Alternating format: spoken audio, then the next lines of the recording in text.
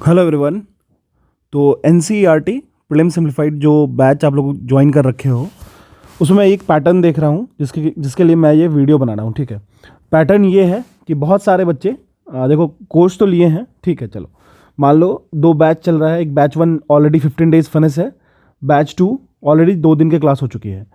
लेकिन ना main concern मेरा ये है कि आप उसको फॉलो कैसे करोगे। ठीक है, उसको आप फॉलो कैसे करोगे। फॉलो इन द सेंस कि सिर्फ और सिर्फ आप उसमें जुड़ जाने से आपकी बेनिफिट नहीं होगा, फिर कोई फ़ायदा नहीं है उसमें जुड़ के, है ना। आप उसमें से किस तरीके से वो जो टेस्ट होती है या फिर वो जो रिवीजन सेगमेंट्स दिया जाता है उसको किस तरीके से आप मैक्सिमम यूटिलाइजेशंस करोगे, जिससे आपकी जो जो बेनिफिट हो, जो आपके लिए काफ़ी ज़्यादा हेल्प करे। हेल्प तो पता ही है, अगर आप उसको फॉलो करोगे तो एनसीईआरटी और प्रीलिम्स कहीं भी किसी भी एग्जाम में जहां आप प्रीलिम्स देते हो, इवन इन यूपीएससी, डायरेक्टली आपको यूपीएससी में भी हेल्प करेगा वो जो पोर्शंस मैं इस टॉपिक्स में इंक्लूड करता हूँ। ठीक है, तो ये सिर्फ और सिर्फ पीसीएस के लिए नहीं है। आप यूपीएससी देने वाले हो तो भी आप इसको ज्वाइन कर सकते थे, और पीसीएस में भी आप इसको ज्वाइन कर सकते हो। ठीक है, तो ये खास करके बहुत ही इंटेंसिफाइड एमसीक्यू सीरीज है जिसमें लगभग 45 से 50 क्वेश्चंस मैं देता हूँ, और 2 दिन का स्लॉट रखते हैं, 4 टॉपिक्स लेते हैं, 2 सब्जेक्ट्स को पैरेलल में चलाते हैं, और फिर उसके नेक्स्ट डे टेक्स्ट प्रोवाइड की जाती है जो आप खुद से देते हो, फिर आंसर की, एंड देन उस टेस्ट की वीडियो सॉल्यूशन।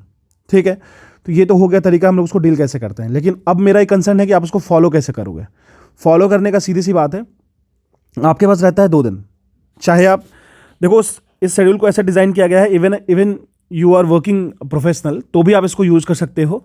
2 दिन का वक्त काफ़ी ज़्यादा होता है। किस तरीके से काफ़ी ज़्यादा होता है, अगर मानो अगर आप 2 दिन काम करते हो, कंप्लीट 8 आवर्स आपकी जॉब की है, फिर भी आप इसको किस तरीके से यूज़ कर सकते हो, सुबह मॉर्निंग टाइम में और फिर नाइट में 2-3 घंटे देके इसको मैनेज कर सकते हो। अगर आप रिवाइज कर ले रहे हो या नहीं भी कर पा रहे हो तो आप सिर्फ वीडियो सॉल्यूशंस को सुन के आप उससे बहुत कुछ एक्सट्रैक्ट कर सकते हो, क्योंकि मैं हर एक क्वेश्चंस को बहुत ही उम्दे तरीके से एक्सप्लेन करता हूँ, इवन इन डिटेल। ठीक है, तो देखो सीधी सी बात थी, 45-50 क्वेश्चंस का एक इंटेंस एमसीक्यू जो सीरीज चल रहा है, उसमें मेरा कंसर्न ये है ना कि आप उसको कैसे कवर करोगे, है ना। बहुत लोग पीछे रह जा रहे हैं, मैं देख रहा हूँ बहुत लोग पीछे रह जा रहे हैं, और शायद उनको टाइम नहीं मिल पा रहा है, या फिर वो सिलेबस को रिवाइज नहीं कर रहे हैं, या फिर यही एक फैक्ट है कि लोग कर नहीं पाते हैं रिवीजन ढंग से। ठीक है, तो बेसिकली करना क्या है, इसको किस तरीके से 3 डायमेंशनल अप्रोच से क्लियर करना है, इसको किस तरीके से फॉलो करना है ताकि हमें ज़्यादा से ज़्यादा वक्त मिले और ये इससे बेनिफिट निकल के आए, है ना।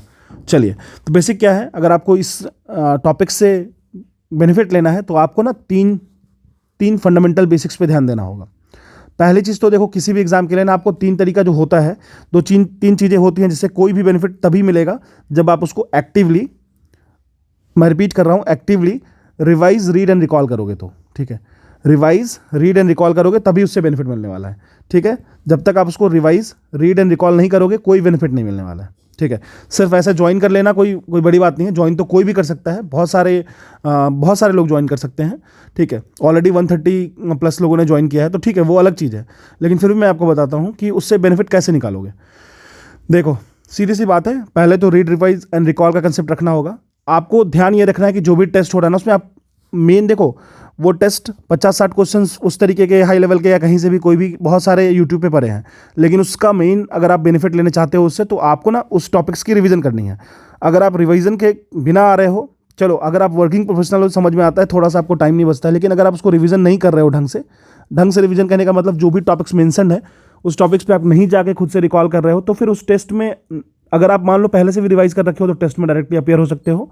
टेस्ट में अपीयर होने के बाद आप उसकी वीडियो सॉल्यूशंस को देख सकते हो। ठीक है, इसको इस तरीके से ले सकते हैं। तो देखो इसमें 3 स्टेप होगा।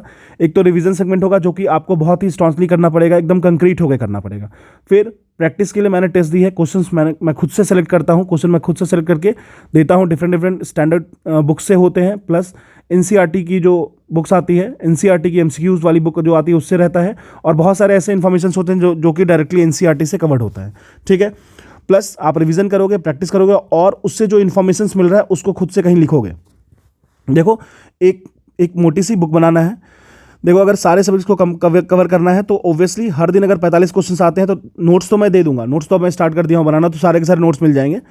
तो आप खुद सोचो कि नोट्स तो मेरे लेके पढ़ सकते हो, लेकिन अगर आप मान लो टेस्ट दे रहे हो, कुछ ऐसी इन्फॉर्मेशन थी जो आपको याद नहीं थी, अगर आप खुद से उसको लिख ले रहे हो कहीं पे भी, किसी डायरी में, किसी नोट्स में, तो फिर जब आप रिवीजन करने बैठोगे तो वो ज़्यादा अच्छा लगेगा, वो ज़्यादा आपको हेल्प करेगा रिस्पेक्टिव की जो मेरी नोट्स होगी, है ना। चलिए, तो आपको रिवीजन, प्रैक्टिस एंड इन्फॉर्मेशन पे ज़्यादा फोकस करना है। अब देखो आप इसको इसमें किस तरीके से इन्फॉर्मेशन ले सकते हो। तो देखो सीधी सी बात है, RRR के मेथड पे, RRR के वैल्यू पे चलना होगा। Revise, read and recall. एक तो उसको रिवाइज करो, फिर टेस्ट दो, फिर टेस्ट देना ही एक रिकॉल प्रोसेस है। टेस्ट दिए, फिर उसको रीड किए, फिर रिवीजन किए, फिर रीड किए, रिकॉल किए। मतलब अनलेस जब तक आप उस टॉपिक्स पे बहुत अच्छे नहीं हो जाओ। देखो 2 दिन में 4 टॉपिक्स कोई बहुत बड़ी बात नहीं है। इवन आपकी खुद की शेड्यूल होगी, यूपीएससी की मॉक देते होगे, इवन आपके पास पीसीएस की मॉक देते होगे, या फिर मेंस आंसर राइटिंग करते होगे, या कुछ भी है, फिर भी आप उसको फॉलो कर सकते हो। इसमें कोई बड़ी बात नहीं है, ठीक है। 4 टॉपिक्स, छोटे छोटे टॉपिक्स रहते हैं। 2 टॉपिक्स अगर एक मुगल्स हो गया तो 2 बायो की टॉपिक्स हो गई। इस तरीके से रखा हूँ मैं तो खुद, उसमें एक जनरल साइंस सेगमेंट को ऐड करके रखा हूँ कि आपको बोझ ना पड़े उसका, ठीक है। फिर आप टेस्ट को अटेंड करोगे, रिवाइज, रीड एंड रिकॉल में, रिकॉल सेगमेंट में ही टेस्ट को इंक्लूड कर सकते हो। फिर आप वीडियो सॉल्यूशंस को सुनोगे। उससे क्या होगा, वीडियो सॉल्यूशंस में जो अलग अलग इन्फॉर्मेशंस मैं देता हूँ, ठीक है, तो उसको आप लेकर के यूज़ करोगे, वो और आपको स्ट्रेंथन देगा। वो अपने नोट्स में कुछ और एक्स्ट्रा चीज़ें डाल लोगे, वो और हेल्प करेगा, ठीक है। फिर पॉइंट्स को आप लिखोगे, उससे आपको बेनिफिट होगा। फिर आप एक कॉपी बनाओगे, उससे बेनिफिट होगा। तो इतना ही करना था 2 दिन में। 2 दिन में 4 टॉपिक की 45 से 50 क्वेश्चन करने थे, बस इतना ही करना था। लेकिन मैं देख रहा हूँ इनिशियली बहुत सारे लोग थे ऐसे जो थोड़ा सा ज़्यादा ही वो कर रहे थे स्टार्टिंग में, तो वो कुछ दिन सॉल्व किए, फिर उसके बाद वो धीरे धीरे वो ग्राफ ना इस तरीके से फॉल कर गया। तो मेरा ये कहना ना कि ये जो गैप है ना, मतलब actual performance and the performance what you all are performing, इसके बीच का जो गैप है ना, उसको मिनिमाइज करना है, ठीक है ना। उसको जितना मिनिमाइज करना है, तो डेल्टा करना है, मिनिमाइज करना है। ये जितना ज़्यादा मिनिमाइज हो गया ना, समझ लो आप प्रीलिम्स आराम से निकाल लोगे। और ये जो जितनी भी सारे मैं टेस्ट दे रहा हूँ ना, वो सिर्फ और सिर्फ आपको प्रीलिम्स में हेल्प नहीं करेगा, ये आपको मेंस पॉइंट ऑफ व्यू से भी हेल्प करेगा, क्योंकि बहुत सारे इन्फॉर्मेशन में ऐसे होंगे जो आपको एक्सटेंडेड वे में मिलेंगे और जो आपको मदद करेंगे किसी भी एग्जाम के लिए, ठीक है। तो ध्यान रखिएगा, ये एनसीईआरटी प्रीलिम्स सिंप्लीफाइड सिर्फ एक बैच नहीं है, ठीक है, कोई एक तरीका नहीं, एक जरिया नहीं है।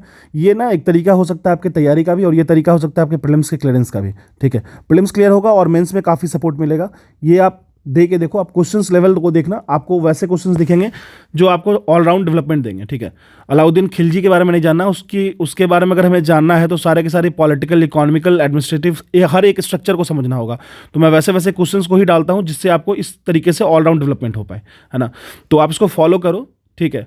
बैच B1 में स्थिर पड़ गए सब, B2 में थोड़े से कर रहे हैं, लेकिन करने की कोशिश करो। करने से ये होगा ना कि आपका रिवीजन अच्छे से हो जाएगा, है ना। अगर मान लो आपकी कोई एग्जाम पोस्टपोन भी होती है, या फिर कोई एग्जाम आपका डिले भी होता है, तो आप अगर इस मोड में रहोगे तो आप अच्छे से परफॉर्म कर पाओगे।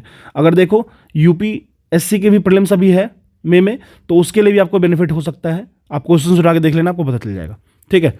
चलिए, तो आप इसको इसी तरीके से फॉलो करो, और आई होप कि आप लोग फॉलो करोगे इसको, है ना। Thank you.